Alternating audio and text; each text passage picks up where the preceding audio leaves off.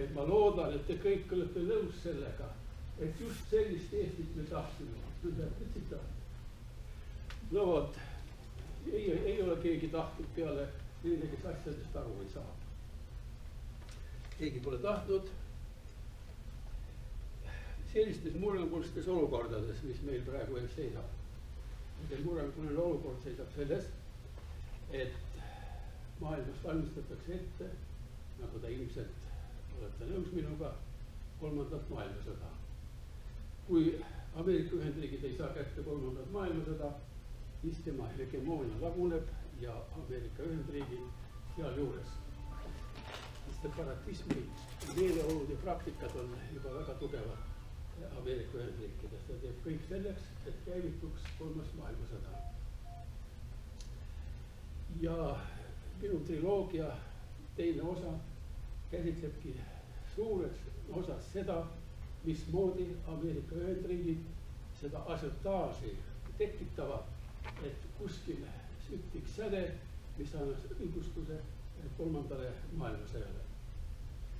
Sellistes pöördelistes arengutes tagantjärgi inimesed tavaliselt tõenistavad, et no kus te enne olite, miks te meile õigel ajal ei rääkinud? No kuidas veel on räägitud? Siin on raamat Euroväitluse alused, kus Eesti Iseseisvuspartei ja liitumine Euroopa Liidule 3 aastat järjest valgustas rahvast. Mis meid ees ootab? Et see on lõks. See olemus on selline, et kui pöördelised hetked lähenevad, siis alati keegi jõud, inimene, kuidas, kes selgitab olukorda, alati on olemas prohvetid sellistes olukordades. 2003 oli ta siis meie Eesti Iseseisvuspartei ja liitumine Euroopa Liidule, ja praegusel hetkel siis, kus Eesti omariiklusvõime, eestlaste omariiklusvõime hakkab kustuma, püüan siis mina olla vähemalt see, kes selgitab asju. Sellele ongi pühendatud Eesti ja geopoliitika teine osa käesoleva hetke lahti rääkimisele. Nii et ei ole praktiliselt minu arusaamise järgi ühtegi küsimust, mille te saaksite esitada, millele ei oleks vastust selles raamatus. Aga kuna selle 3. maailmasõja süütamisel on nagu säde lahendus 2 poolusse vahel, Ameerika Ühendriigid ja Venemaa Föderatsioon, siis on otstarbekas vaadata, mis ja kes nad on. Mis on Ameerika Ühendriigid, kes on Ameerika rahvas, ja mis on Venemaa Föderatsioon ja kes on Vene rahvas. No, selgitamaks, mis on Ameerika Ühendriigid ja kes on Ameerika rahvas, see on üsna lihtne ülesanne, kui te vaatate raamatus seda lehekülge, kus on üles loetud need sõjad, konfliktikesed ja suured sõjad, mis Ameerika Ühendriigid on lahti päästnud. Statistikud on üles märkinud, et selliseid sõdu, suuri väikseid, on Ameerika Ühendriigid vallandanud rohkem kui 70 peale teist maailmasõda. Minul on siin nimekiri 32 sellisest, milles siis kõige drastilisemad juhtumid on muidugi Korea sõda, Vietnami sõda, Afganistani vallutamine, Iraagi hävitamine, Liibüa ja nüüd siis Süüria. Kõik see kokku peab looma sellise ebastabiilse olukorra, mis ühegi väärarengu ja mingi ühise vea puhul vallandaks maailmasõja. Kusjuures see vallandaja saab olla ainult Venemaa Föderatsioon, sest ühelgi teisel ei ole sellist globaalset kaalu, et tema viga võimenduks maailmasõjaks. Aga Hiina? Hiina ootab oma aega ja ei maksa unustada, et ida on juba praegu võitnud. Ida ei tähenda seda, et Venemaa oleks ida. See on terve komplekt on nüüd terve ülim liit Venemaa, Hiina, India, Iraan ja väga üllatuslikult liitusid selle komplektiga Türgi, mida keegi ei osanud arvata. Nemad töötavad ju kokku, nemad ongi see ida, mis igal juhul võidab. Ja seda saab Ameerika Ühendriigid kõige paremini aru, sest nende saatus sõltub sellest, kuidas hakkavad asjad arenema. Ja kuidas üldse Ameerika rahval tekkis selline võime olla hegemonist maailmas. Aga väga lihtsalt, 50 miljonit indiaanlast lihtviisiliselt tapeti maha, nii et 20. sajandi algusel oli alles jäänud 1,8 miljonit indiaanlast. Kõik üles haritud maa, seda maa oli hästi palju, võtsid nad üle ja indiaanlased saadeti reservaati, kus suur osa nendest praegu veel on. See oli see stardiplatvorm, mis andis Ameerika Ühendriikidele, no siis veel ei olnud, eks ole, Ameerika Ühendriike, aga ta alles formeerus. Andis õiguse ja enesetunde, et meie oleme number 1. Ja olidki, sest järgnes orjade sissevedu nii Kariibi meresaartelt basseinist kui ka Aafrikast ja see kestis väga pikalt. Nii et alles 1850. Sa vaatad kella, ma pean ka kella vaatama selles mõttes, et ma väga pikalt no nii kaugele minu silma ei seleta. Me tahan väga pikka sissejuhatust teha. Selles mõttes, et küsimustele vastamine... Räägi, me tuleme kuulama ikka. Ei, ma räägin muidugi, aga mul on nii palju rääkida, et minul tuleb nahka. Nii.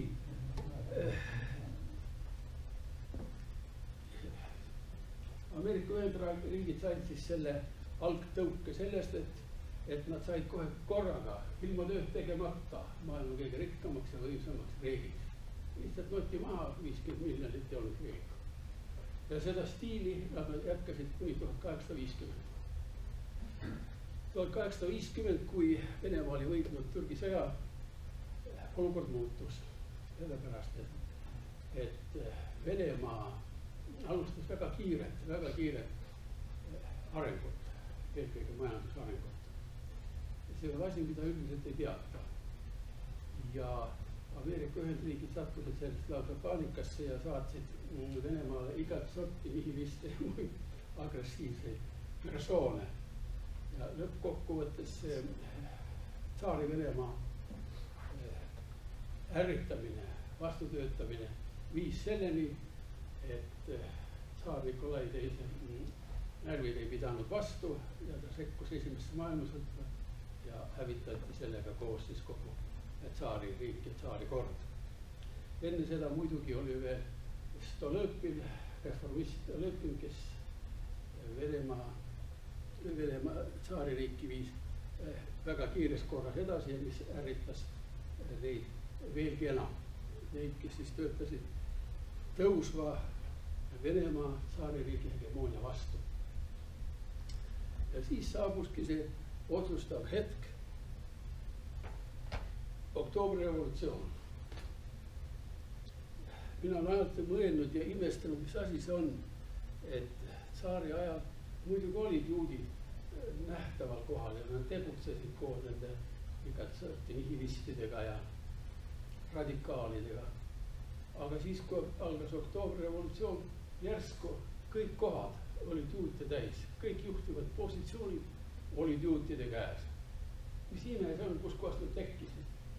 Ja selle probleemi ma suutsin lahendada, aga ma sain sellest asjast aru ja lahendan selle probleemi kahjuks siis, kui raamat oli juba trükitud ja ma ei saanud seda sisse kirjutada raamatusse, seepärast selle mehhanismi ma räägin praegu lahti slaidide kujul.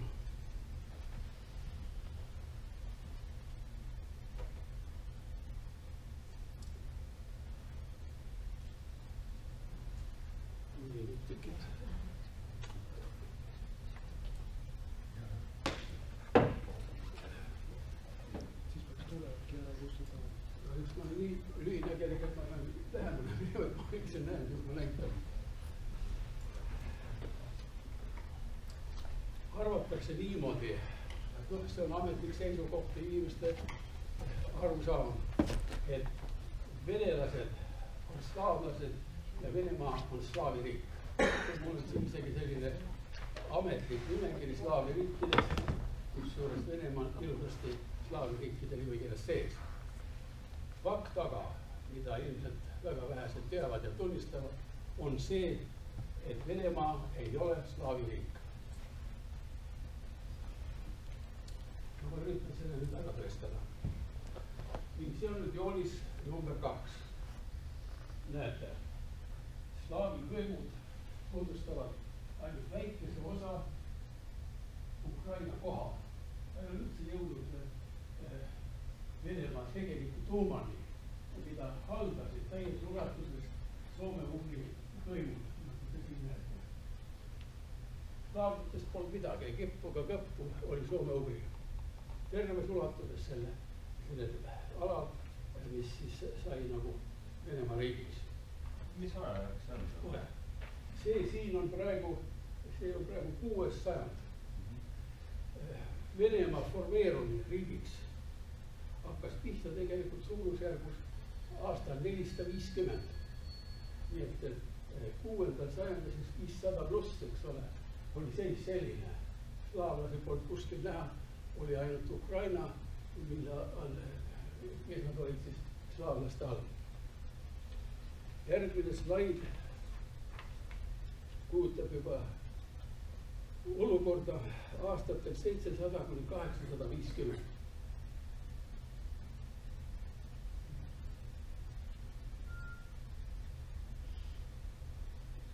Nüüd ei taha mul tulla. Aju, vabandust. Nii. See on nüüd järgmine etapp 700 kuni 850 aasta. Nagu näete, selles vahemikus on slaavlased tunginud põhja. On jõudnud juba üsna soome-ugri territooriumi külje alla. Praegu on veel, selle joonisel on veel vabad epslased, merialased, varid, murablased ja nii edasi. Aga osa Novgorodi aladest on juba allutatud. See ei olnud veel, ütleme, kõige tõsisem löök soome-ugri venelastele. Järgmine pilt on juba veidi kurvem. See on umbes samast ajastust, kuigi selle joonise peale täpselt öelnud, mis aastat see, aga see tolleaegset aastatuhande vahetuse olukorda kirjeldab. Nagu te näete, soome-ugri on täiesti olemas, puutumatud, aga ikka ja jälle on ära lõigatud osa soome-ugri läänepoolsest alast. Siin muidugi on kannatada saanud üsna mitmed hõimud, aga enamus nendest on siiski ikka veel elus. On ikka veel elus. Oli veel üks interventsioon slaavlaste poolt ja see tuli Bulgaariast. Väga enne. Siit Bulgaariast hakkas kiiresti liikuma valgete bulgaarlaste hordid. Nad jõudsid välja kuni Bulgari linnani, Kaasani külje all ja nüüd sellise piirkonna, mida kutsutakse valgete bulgaarlaste piirkonnaks. Aga see ei ohustanud sugugi soome-ugri venelasi. Ohtlikuks sai see, määravaks sai see, et see assimilatsioon, mis siin piirkonnas tekkis, siin toimus paratamatult assimilatsioon poolakate vahel, kes prevaleerisid siin, ja siis soome-ugri hõimude vahel, keda siis suruti ida poole. Ja selle assimilatsiooni ja surve tagajärjel juhtus see kõige ebameeldivam asi, et mingisugusel hetkel mingisuguste jõudude poolt võttis tollane Moskva tsaaririik nimi ja võttis ametlikuks riigikeeleks poola keele. Vene keel on tegelikult poola keel.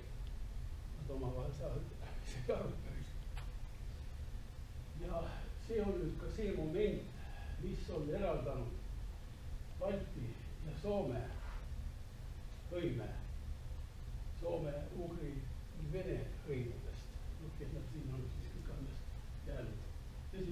kes see Michel, mis sõim see on, aga no siin ta kirjas on.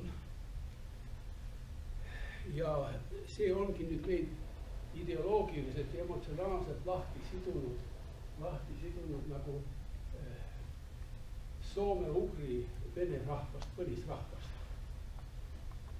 Teisest küljest võib öelda, siin seesama pilt on välja kirjutatuna, kus kohe kui palju nüüd on veel alles jäänud. Nagu te näete, on kogu see Venemaa ala siiski soome-ugri lõimudega kaetud. Põlisrahvaks, soome-ugri põlisrahvaks said ka Siberi alad, sellepärast lihtsalt, et seal ei olnud kedagi. Ja kuna alates Jermaki inimetatud vallutushetketest see ala sai ka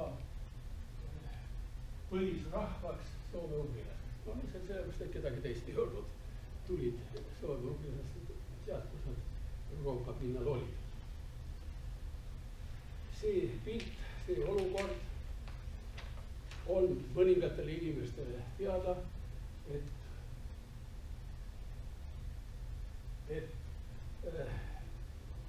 massiivis Venemaa, siin ta on ütle Venemaa Föderatsioon, punane laik, et massiivis on nad kõik soome-ugri venelased, mitte slaavi venelased.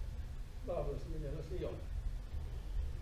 Ja selle pikantsuse ja kogu selle asja sisu, mis teeb keeruliseks mõista kaasaega, annab näete see väike, mis siia siin.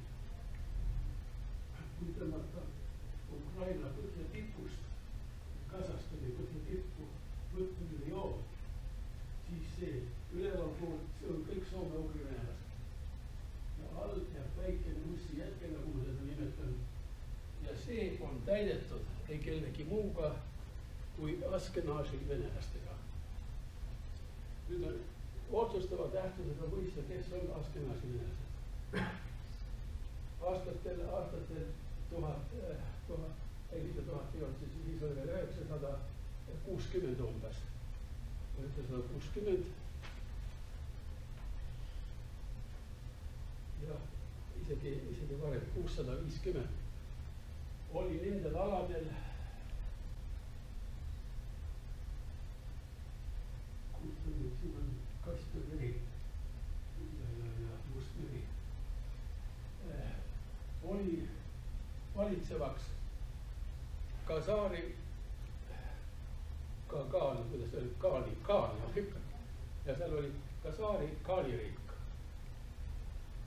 Ja neil on üks väga huvitav moodustis, ei ole rahvusvahel, seal on palju etnilisi gruppe, aga neid tegi eriliseks see, ma näitan ka kus koos see Kasaari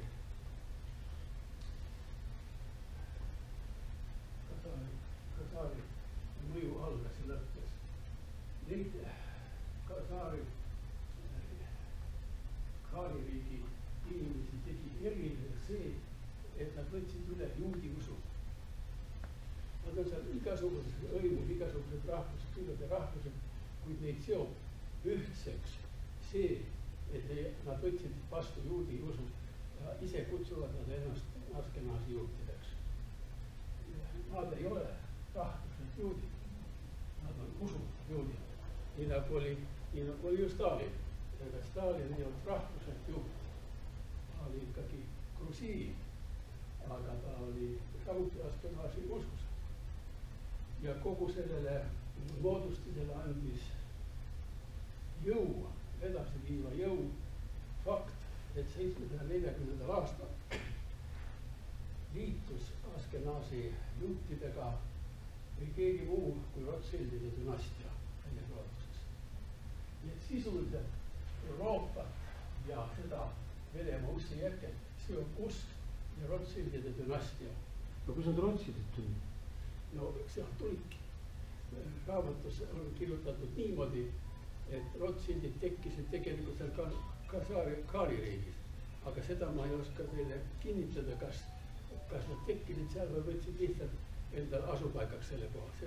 No see ei ole nii tähtis, ka fakt on see, et Rothschildid hakkasid domineerima poliitikat Venemaa osas läbi selle uusi jätke, mida ma teile näitasin. Rahvuselt olid nad siis Igasugused. Rothschildid. Ei, Rothschildid, nende rahvus, kust nad tulid. ei, ega see ei oma tähtsust. Tal on igasugust rahvust. Osa räägib, et Turgi rahvus oli. Ma väidan vastu, turgid olid küll, aga nemad ländasid välja ka, aga põhiliselt nad läksid Taimõõri poolsaarele. Minu teada on ikkagi Rothschildide dünastia Rootsis tegev, aga see ei ole antud juhul nii oluline, sest ta tegutses ikkagi läbi Venemaa. Elasid seal ja seal võtsid siis, hakkasid tegutsenud. Hakkasid juutideks. Juudi usku. Nad läksid juudi usku. Siis ongi juut, kui on juudi usku. Täpselt nii ta on. Ja sealt tulebki see lahendus sellele küsimusele, mis mind on alati vaevanud.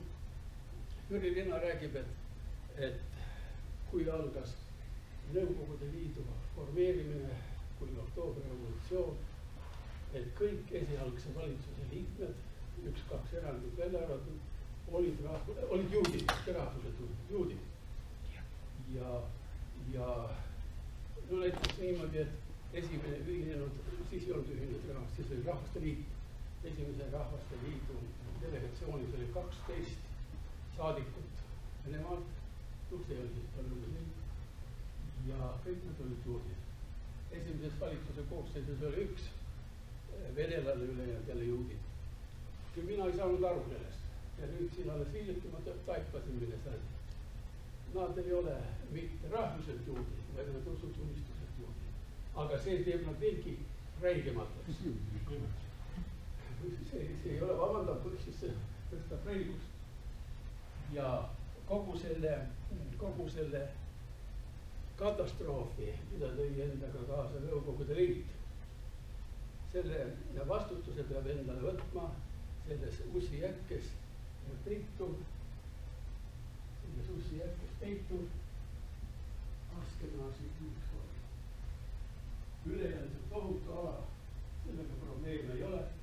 Need on, ütleme niimoodi, põliselanikud, Venemaa põliselanikud, sisu poolest siis soome-ugri võimlased. Ja sellel ongi teil kogu see saladus. Seepärast peame alati meeles pidama, et kahe maailmasõja vahel oli Venemaa põlisrahvas, Venemaa, soome-ugri venelased. Veel suurema repressioonide ja põlguse all, kui olid eestlased. Nad isegi ei saanud teise külanõukogusse minna ilma külanõukogust tõendit võtmata. Passist ei võiks rääkidagi üldse. Nad olid nii põlatud ja alla tallatud sellepärast, et nad ei olnud ju juudi usku. Noh, selle võitluse Askenaasi juudid võitsid ja nende võit kestis ikkagi väga kaua ja lagunes alles koos Nõukogude Liidu lagunemisega. Sellised on lood Venemaaga ja vene rahvusega. Vene rahvus, see on vale väljend. Vene rahvas on õige väljend. Küsimuseks. Kas seda põhimõtteliselt hakkas Ukrainat saada nii-öelda? Me kohe tulen Ukraina juurde. Kohe hakkab rääkima. Ma püüan mingisugust ettevalmistatud järjestust pidada. Nii, me sain ära räägitud selle, kes on venelane. Ja miks pärast nende vahel oli see tohutu vihavahe ja miks Ameerika Ühendriigid on huvitatud sellest, et alistada Venemaa Föderatsioon, eelkõige siis praegune administratsioon eesotsas Vepslasest Vladimir Putinist. See vastasseisu eskaleerimine käib kõikide mõeldavate süüdistuste esitamise näol. Kui palju on neid Venemaale nüüd juba esitatud, kõige tähtsamad ma olen see üles kirjutanud, millest ma hästi lühidalt räägin. Praegu on ka väga suur selle Askenaasi juutide osakande valitsuses. See kõik, ma ju räägin, nad on nagu ütleme, nagu ütleme, vähkkasvaja. Tast ei saa lõplikult jagu, aga au ja kuulsus muidugi Vladimir Putin, et ta on suutnud hoida liini, arenguliini suhteliselt puhtana ja praegusel hetkel on soome-ugri venelaste võit sama hästi olemas, kui see puhkeb kolmandat maailmasõda. Sest see ühendus Venemaa, Hiina, India, Iraan pluss nüüd Türgi, no see on võitmatu, selles ei ole üldse mingit kahtlust. Räägiti Brasiiliast ja Lõuna-Aafrika Vabariigist. Brasiiliaga on probleem selles, et nende majandus on praegu kollapsi olukorras küllaltki. Lõuna-Aafrika ka, aga no need on väikesed siiski suhteliselt. Jah, see BRICS toimib, aga see ei prevaleeri. Nii, kuidas üritatakse siis Venemaad kukutada? Ainult süüdistuste najal, vale süüdistuste najal ja ainult nende najal. Võtame kohe järjest. Esimene asi oli Gruusia konflikt, mõned nimetavad seda sõjaks. Noh, mis sõda see oli, 4 päeva ta kestis. Grusiini vägi tuli peale, nende selja taga umbes 2200 ühendatud juutide ja Ameerika eliitvägesid, kes nüüd enda ees lükkasid, jõudsid siis üle piiri ja siis kõik jooksid nagu varguse parm laiali. Milles oli asi?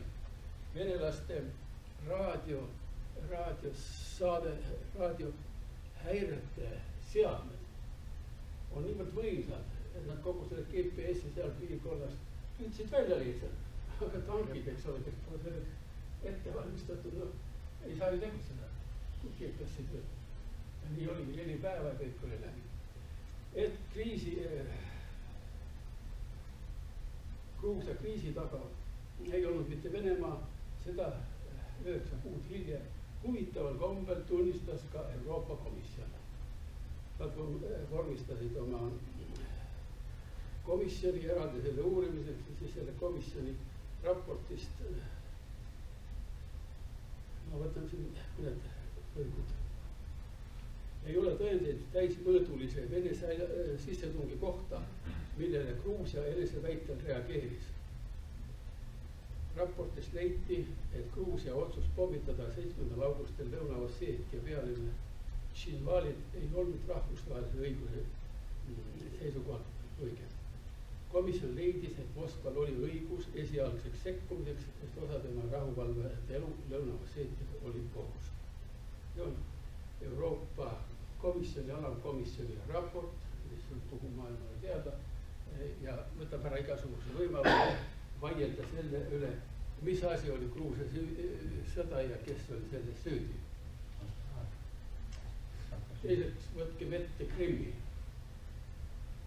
Kõik räägivad, noh, ma mõtlen siis läänepoolse kallakuga inimesed räägivad, et annekteeriti Krimmi.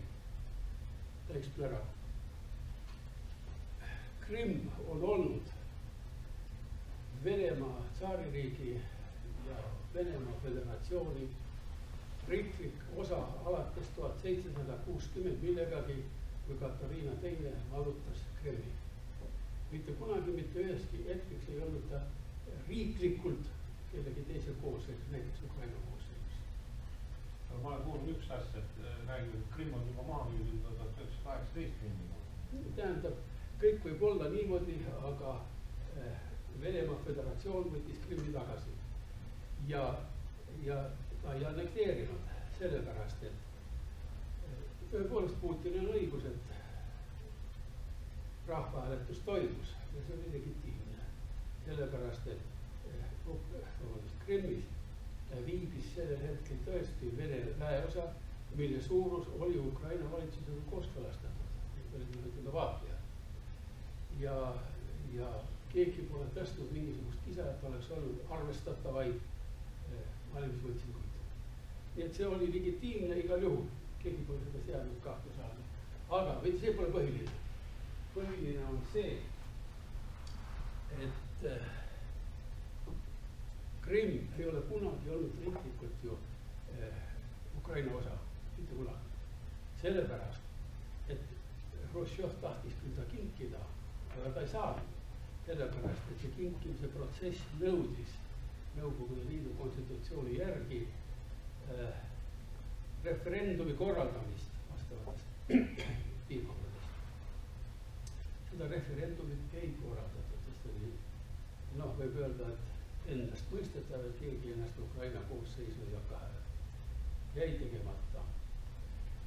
Seaduseelnõu üleandmise kohta võeti vastu Ülemnõukogus, aga seda ei allkirjastanud kõrgeim võim, vaid selle allkirjastas Ülemnõukogu presiidiumi esimees Vorošilov, kelle allkiri selle dokumendi ei ole juriidiliselt pädev. Ja kolmandaks, millega need kinkijad siis eesotsas Hruštšoviga tunnistasid avalikult, et protsessi ei ole toimunud, on see, et kõik seaduseelnõud, mis on vastu võetud, tuli avalikustada ajalehes Izvestija. Seda ei tehtud. Ühesõnaga, pole olemas ühtegi dokumenti, mille järgi oleks Krimmi kuulunud Ukraina koosseisu. Siin ei ole mingisugust kahtlust selles osas. Ja miks olekski pidanud Krimm tahtma Ukraina koosseisu? On mingit vajadust, Venemaa on selle üles ehitanud, see on alati olnud tsaaririigi koosseisus ja Hruštšovi isiklik tahe ära kinkida kukkusid sealt läbi. Ja seda muide möönab ka tookordne Vene riigipöörde aegselt peaminister Mõkola Azarov avaldas rahvusvahelises meedias sellise seisukoha. Azarov oli muide sünnipäralt eestlane. Pahlo oli ta idanimi. Ütles, et ei ole kunagi kuulunud Ukraina riigi koosseisu, varem või hiljem kogu maailm peab seda tunnistama. Noh, asja, mida ma siin lahti rääkisin, ja ta tõesti ei ole kunagi olnud. Nii et see süüdistus Venemaa Föderatsiooni vastu kukub vaidlustamatult läbi, kui hakata analüüsima fakte ja kontrollima nende tõesust. Nii, järgmine tüliõun oleks siis Ukraina muidugi. Nii, võtame jälle läks ära.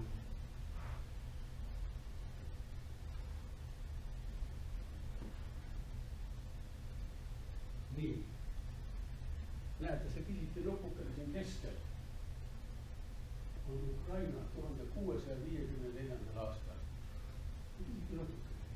Kõik ülejäänud olid Vene tsaaririik, Venemaa tsaaririik, mitte enam Moskva tsaaririik. Ja siin on ilusti peale ka kirjutatud, kuidas üks, teine või kolmas osa praegusest Ukraina territooriumist liideti selle südamiku külge. Kõik kinkimiste kaudu. Vene tsaarid lihtsalt kinkisid, võtti, et nii taha tagasi. Nii siin lihtne oligi. Aga olulise tähtsusega on see Rossija piirkond. Vaat see on see, mille pärast tekkis sõjaline konflikt Venemaa Föderatsiooni ja Ukraina valitsuse vahel. Ma ei hakka lahti rääkima seda, millega on tõestatud, et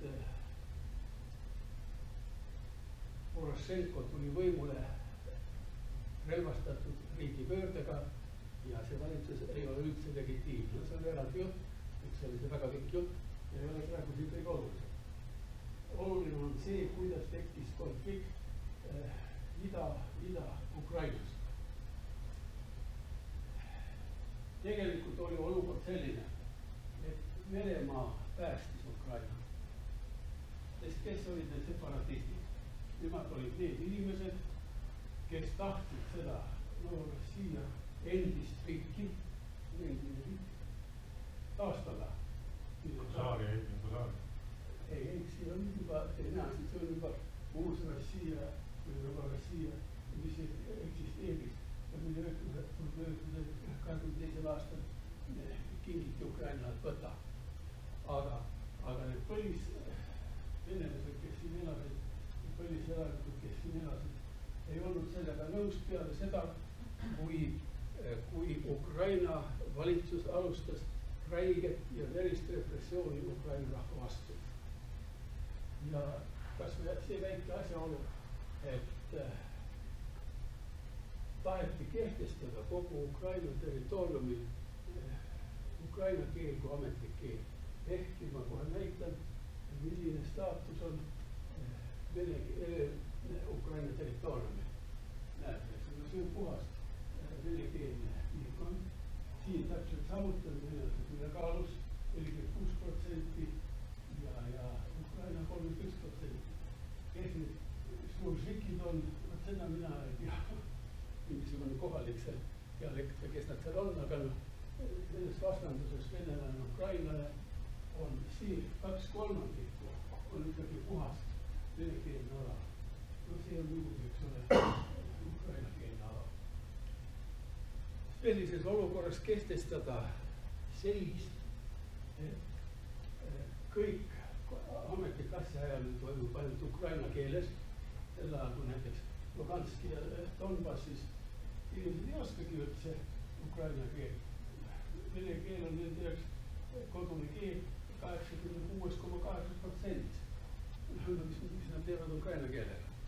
Tekkis vastuseis ja sellele vastuseisule reageeris Ukraina valitsus niimoodi, et saatis oma väed rahva vastu.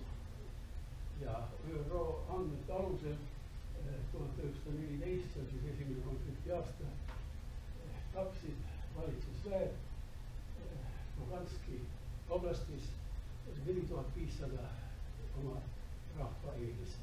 See oli ikka 2014. Mis ma ütlesin? 1914. Nagu esimese maailmasõja. Ta on õpinaeg. No pole viga. Siin on asjatundjad inimesed, me ei eksi. Eesmärki jälgides. Nii.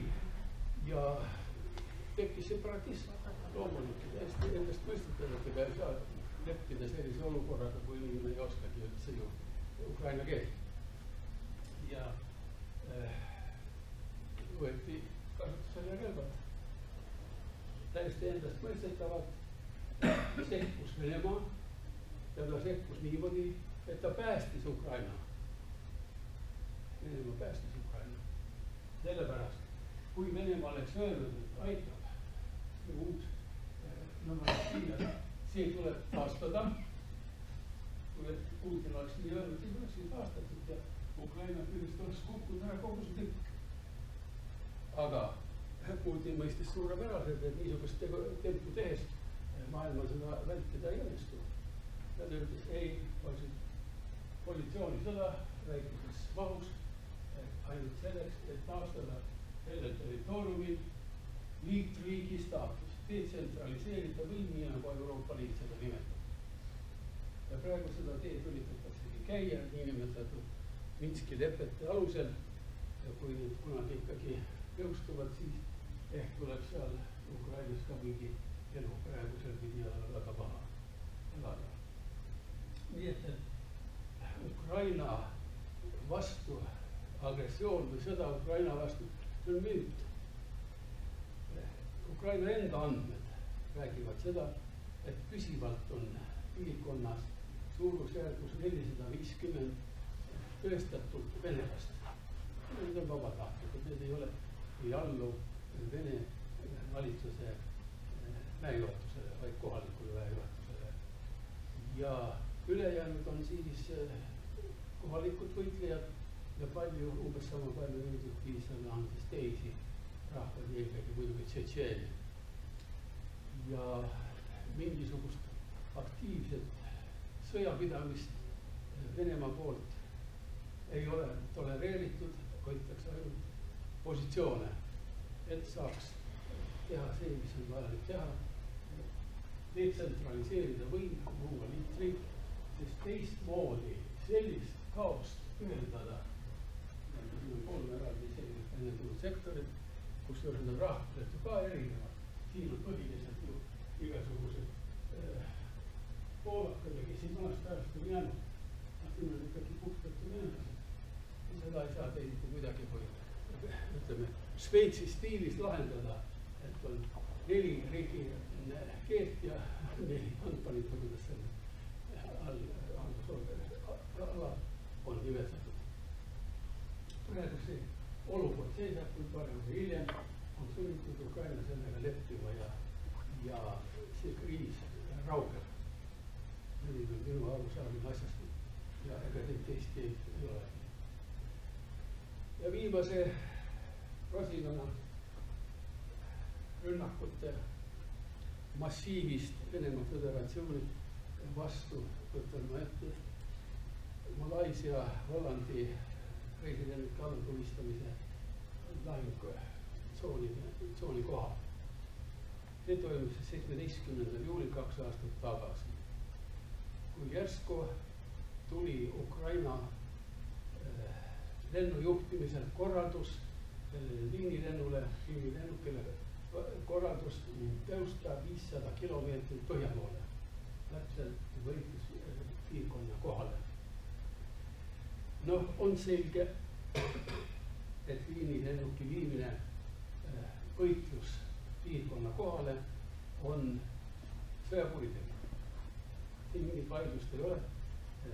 See korraldus tuli lennujuhtimiselt, Ukraina lennujuhtimiselt ja vaielda selle üle, kas oli sõjakuritegu või mitte, ei ole võimalik. Ainuke koht, kus saab vaielda selles küsimuses, on see, kes siis lõpuks alla lasi selle lennuki.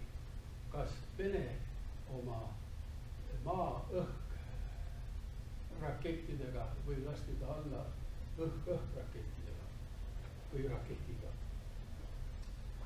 Siin on olemas ümberlükkamatud faktid ja nimelt, kui maa-õhk tüüpi rakett stardib, siis see suitsu ja tulejuga on nähtavad minimaalselt 50 kilomeetrit. 50–80 kilomeetrit on see tulejutt nähtav. Nii imelikkusega ei ole, mitte keegi selles piirkonnas sellises ulatuses ei näinud ühtegi tulejutti. Ja vahetult nendel päevadel 17. juulist oli see ju väga suur probleem. Siis see summutati ära ja nüüd sellest enam keegi ei räägi. Kuigi see on otsustav fakt selles osas otsustamaks, et kes alla lasi, kas venelased oma pukkidega või keegi raketiga, õhk-õhk tüüpi raketiga. Selge on see, et kui raketi maa pealt ikkagi ei startinud ja keegi seda ei näinud, siis tuli ikkagi see lennuk alla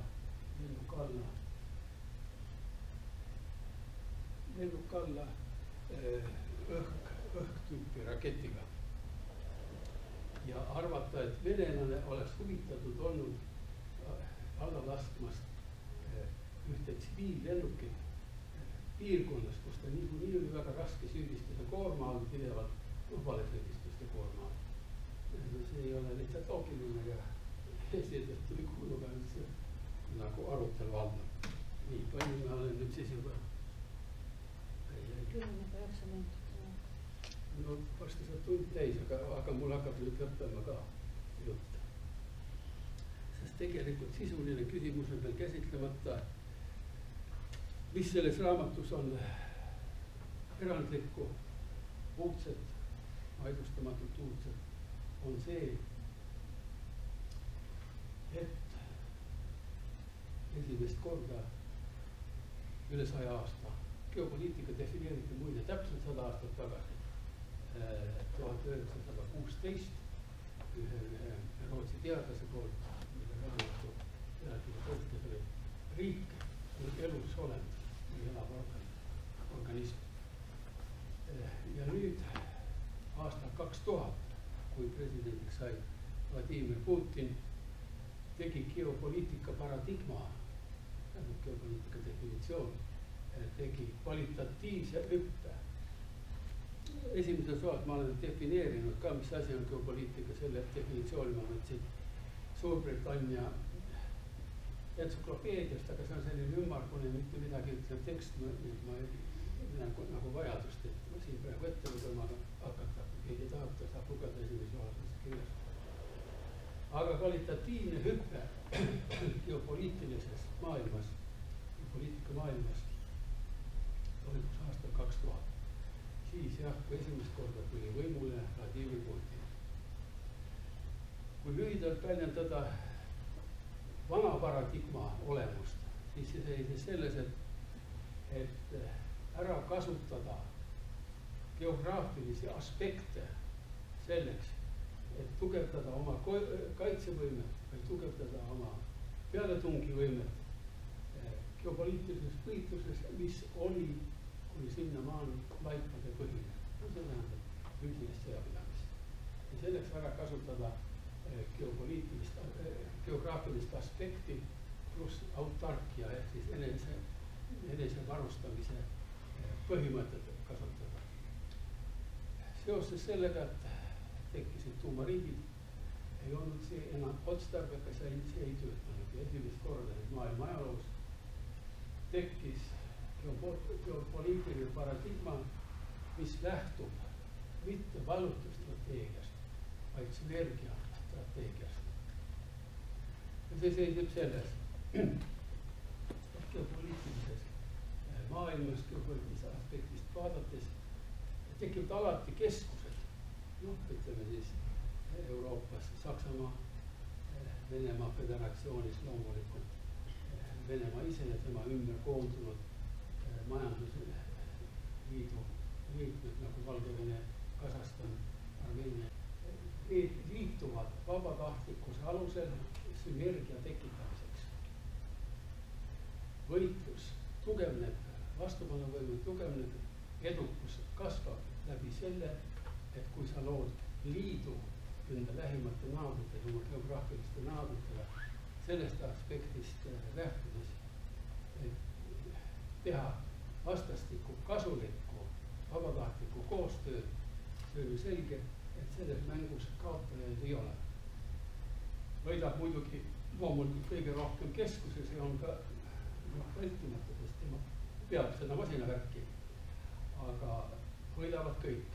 Ja see on tõepoolest nüüd maailma ajaloos esimene kord, kui on konkurentsivõitluses, sest ega võitlus ei ole miski muud kui konkurents. Sinnamaani tehti seda laipade põhiselt ehk siis füüsilise vägivalla hävitamise teel. Aga nüüd lihtsalt selleks, sel teel, et suurendatakse vastastikku oma võimsust majanduse, teaduse ja muu taolise füüsilisest vägivallast lausseisva aspekti kaudu. Vaat niisugune imeline asi toimus Putini esimese valitsemisaja alguses. Seetõttu läheb Putin kindlalt maailma ajalukku, suurimana võib-olla, suurimana. Ja lõpetuseks veel veidi geopoliitilisest aspektist, siis täna on nagu ikkagi see kõige olulisem. Huvitav on jälgida, kõik räägivad Euroopa Liidust, ma pean silma selle valitsuse tasandil ja rahvusvahelise liidu tasandil ja nii edasi, eks ole.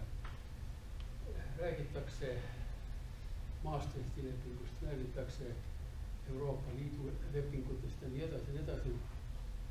Praktiliselt mitte keegi ei tea, ka nendest, kes juhivad riike, mis asi on ühendatud Euroopa akt. See on kõige fundamentaalsem dokument, terve raamat, mis on Maastrichti lepingu eeldane. Selle alusel kõik vormistati Euroopa Liidu strateegia ja taktika. See toimus 1985, kui algatati selle akti koostamis ja see jõustus 1. juulil 1987. Ja see jõustumine tähendas sisuliselt kahte asja. Nõukogude Liidu sundkorras likvideerimist. Kuigi muidugi seda püütakse välja näidelda kui demokraatlikku protsessi, kui vabaks laulmist ja muud sihukest, kõikes korralduste alusel. Gorbatšovile anti korraldus Nõukogude Liit lahutada. Gorbatšov ei allunud. Nõukogude Liit on hea asi ja ma ei lahutada. Kunnis, mis ta kunnis. Järgmine president oli Jeltsin, kes kirjutas alla ükskõik mis dokumendile, kui teda veidi vokaaliga erutati. Ja nii juhtuski, et mul vist enam ei lähegi seda, vajab nüüd kõik olen nagu näidanud. Ja nii juhtuski, et Boris Jeltsin tegi kõik seda, mida kästi. Ega ta ei saanud asja sisust aru, et see mida tegi. Aga tegi. Selle kaudu siis, nagu teate, hakkasid iseseisvuma Ida-Euroopa riigid, Balti riigid, mingisugust vabaks laulmist ei eksisteerinud, see oli kõik näitemäng. KGB ja kaitse keskkomitee väga räigel ja rangel juhtumisel. Mingisugust vabaks laulmist ei eksisteerinud.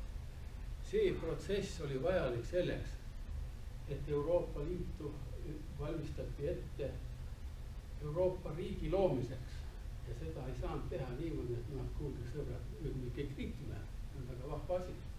Seda sai teha niimoodi, et ükshaaval luua vitsasid, raakusid murdes sai tekitada selle Euroopa Liidu südamiku, mis praegu on. No, nüüd on 27 neid järgi jäänud.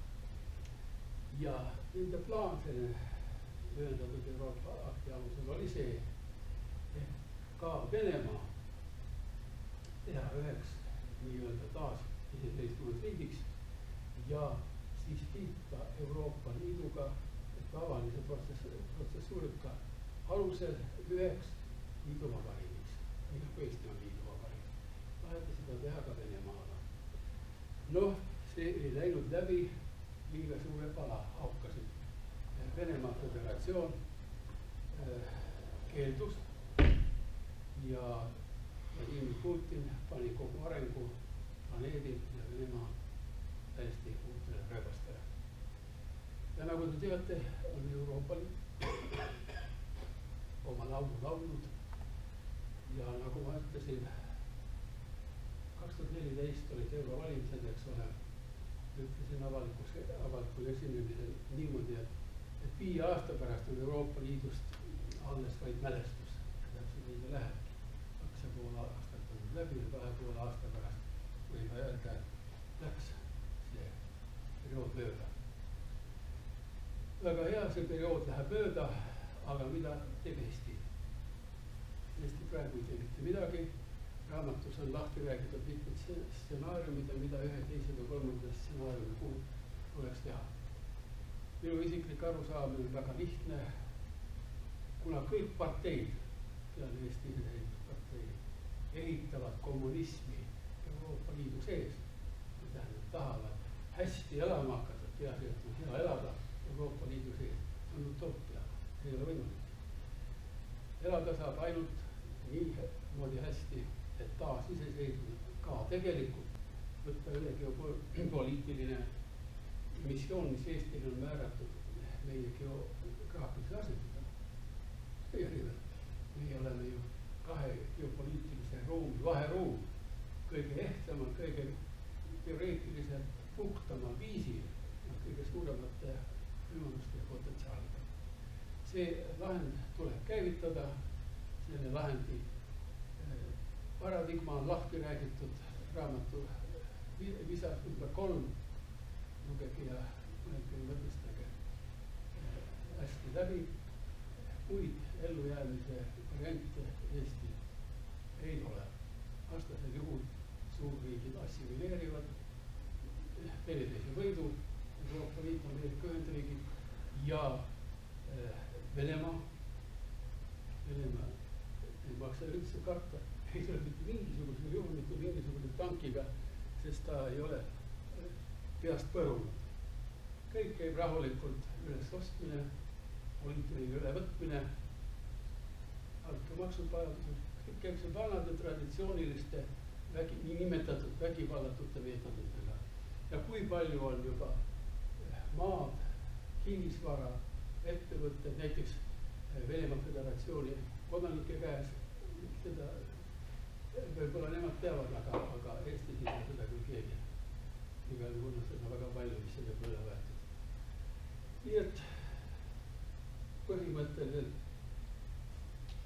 põhimõtteliselt olukord ei ole lootusetu, aga lahendini viib väga ränk ja raske tee, kusjuures toetajaid ja tegijaid on ikkagi arvuliselt liiga vähe. No ütleme kas või niimoodi, aga siin on praegu arvamused ikkagi liiga vähe. Mina lootsin, et tuleb 50 inimest, aga 50 siis välja ilmselt ei tule. No nii või naa, aga paljud ostid siiski mitte ühe raamatu, vaid palju raamatuid ja ideoloogia ja faktoloogia läheb edasi, sest selle raamatu moto, nii nagu ma ka kutses välja kirjutasin, oli see, et valgustus tuleb rahvale anda täiesti faktipõhiselt, ilma igasuguse kallutatuseta nii ida kui lääne suunas. Mina ei ole Putini agent, nagu üks inimene siin on mulle öelnud, aga ma olen täiesti kompromissitu Vladimir Putini toetaja.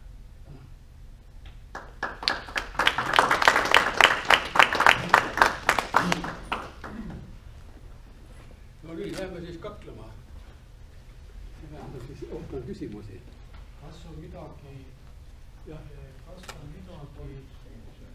ütelda ka Putini toetajate kohta, näiteks Šoigu? Et Šoigul on ju jälle tugev sellise šavaanipere toetus geneetiliselt, tema isa on vist heal kohal. Šoigu on kuidagi seotud ka Eestiga. Vaat ma ei tea täpselt kuidas. Mingi inkarnatsioon ta väidab, et kelle oma siis oli. Unger Sternberg. Ja Sternberg, jah. No fakt on see, et ta on seotud Eestiga kuidagi. Aga ma siiski ennast Eestis ainukeseks geopoliitikuks pidava ülbe persoonina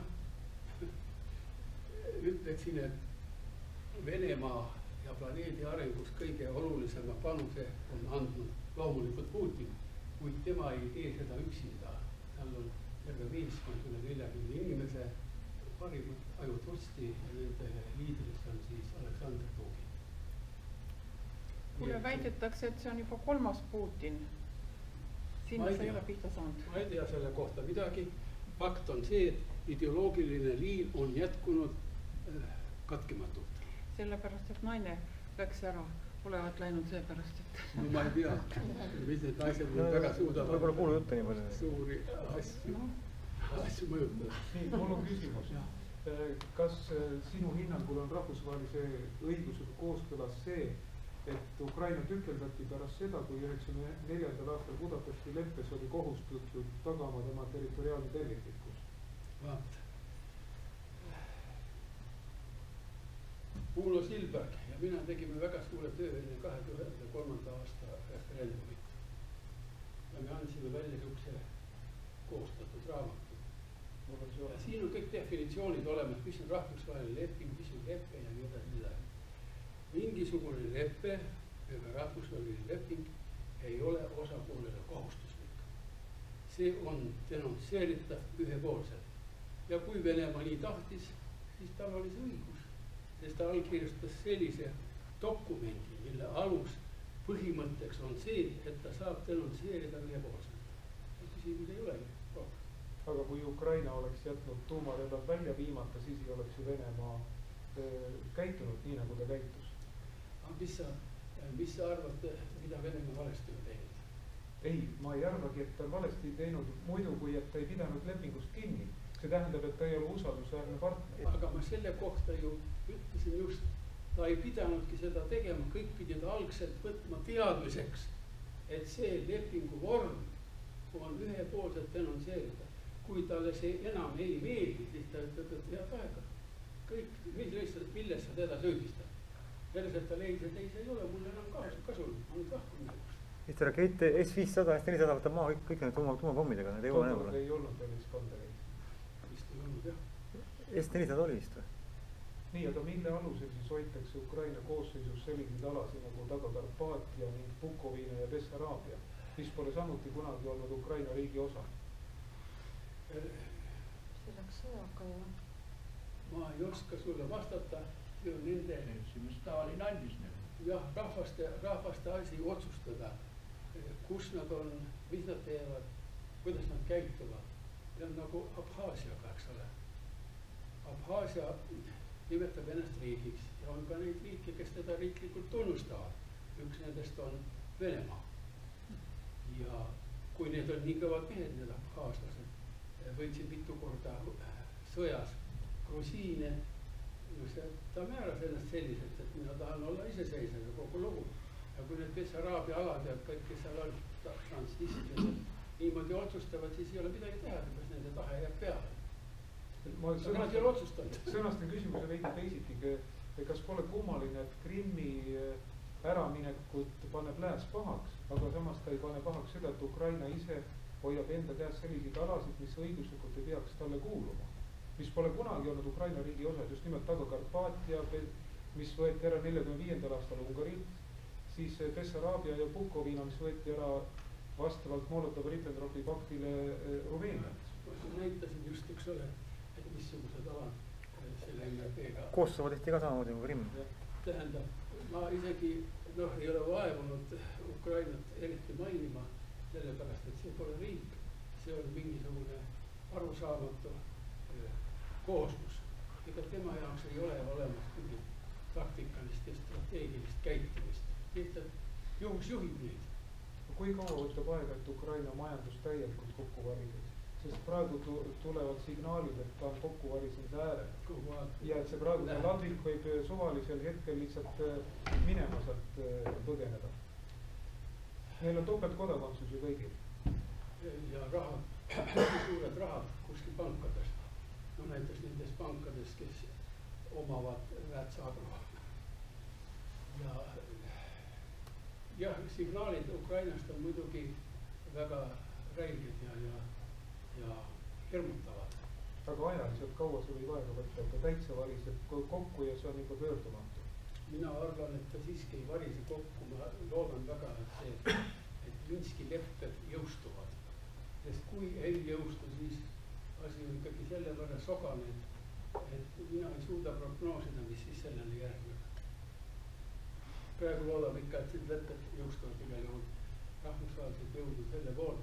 Saksamaa ja Prantsusmaa on öelnud kindlalt, et nemad on ka selle poolt.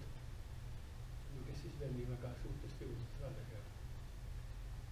Ainult Ukraina ja Venemaa on selle, vabandust, USA on selle vastu. Selline küsimus, kas praegune rahvaste rändamine Euroopa Liitu, kas see kiirendab või pidurdab Euroopa Liidu lagunemist?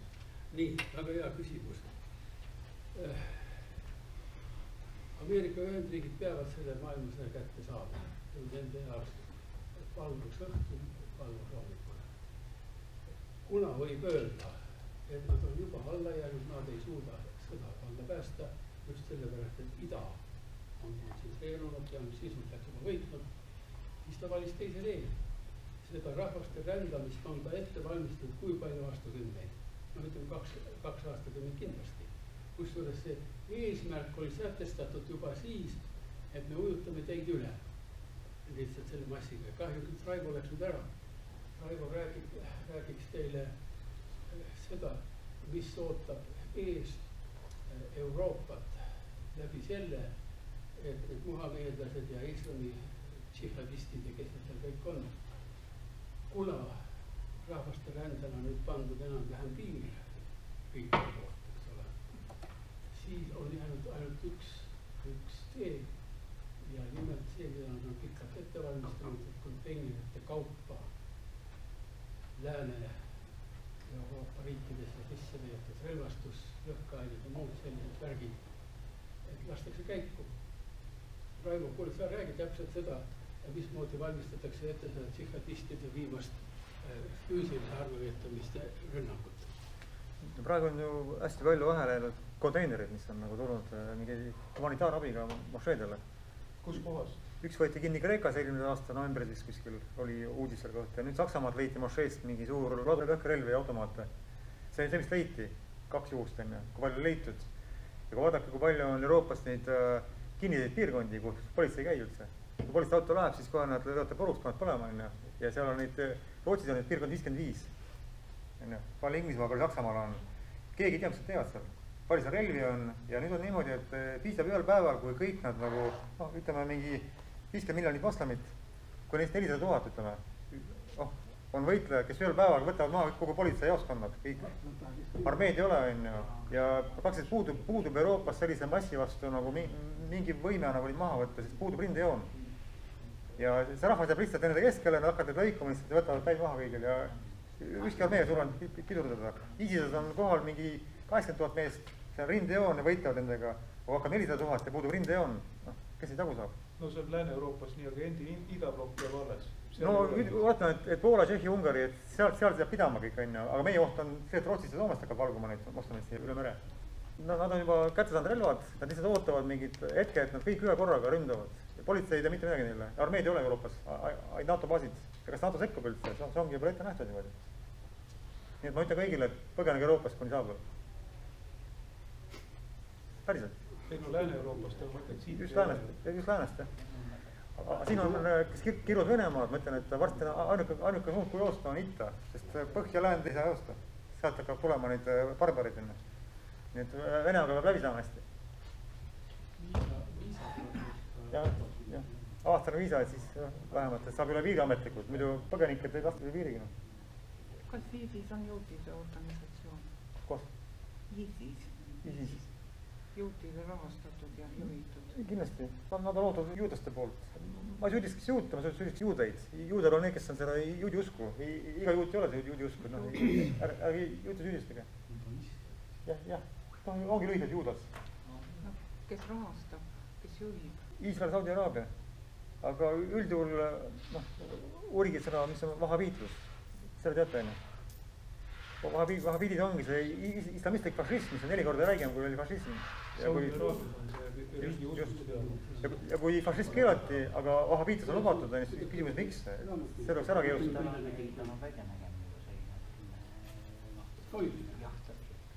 Kas keegi on kuulnud ka, kuidas see Venemaal siis golfaklubi Sportsklubi või? Ille ei tulnud.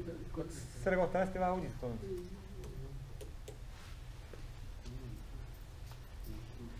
Nimetus, eks ju, et omal oli selline kuul Lõuna-Eestis.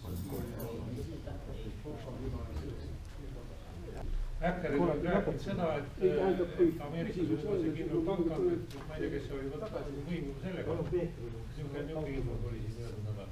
Ega siis kommunikid ei ole. No ei tea, ütlesid, et tahavad minna tagasi, see raha läheb selle poole alusele, nagu raha maksab, mida selleks maksma. See oli niisugune lause, et valged pütsid hakkavad valitsema, ma ei tea, mis see läheb, white hands. Et väidetavalt, on juba võim juba üle, need kontrollivad. Aga praegu oli uudis, et paar sõna öelda, autor läks äri peale üle ja ei pööra mulle tähelepanu. Ma tahtsin öelda, et ma olen selle teose kaanest kaaneni läbi lugenud ja täitsa loetav asi on, aga muidugi tagumine ots langeb putinismi, ta on väga nii Putini meelne seal, aga mis puutub muidugi Putinisse, siis Putin on ise ka umbes 50% soome-ugrilane, sest tema isa oli koos grupi seltsimeestega sõjaajal langevarjuga siia alla visatud ja varjas ennast Peipsi ääres ühe eestlase juures. Aga nad tegid seal mingit sigadust, ma ei tea, mis täpselt, ja see Eesti mees ütles, et minge minema, et te pätid. Ja nad läksid minema, ta ei andnud neid sakslastele välja, aga peale sõda siis Putini isa lasi selle mehe Siberisse saata 10 aastaks, selle eest, et ta varjas. Ehk soome-ugrilik tegevus. Mis puutub nüüd, siin käis ajalootund ja autor pidas täpselt sama palju kui Mart Helme oma seda jutlust, nii tund ja veerand. Nii et enam-vähem võrdselt.